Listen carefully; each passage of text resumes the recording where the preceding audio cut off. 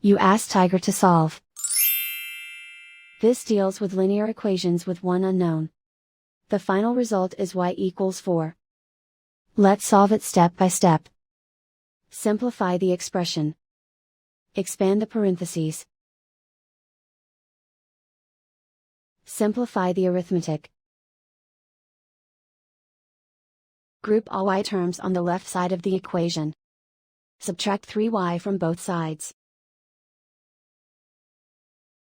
Group like terms. Simplify the arithmetic. Group like terms. Simplify the arithmetic. Group all constants on the right side of the equation. Add 23 to both sides. Simplify the arithmetic.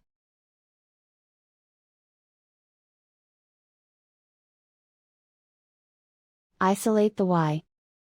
Divide both sides by 5. Simplify the fraction.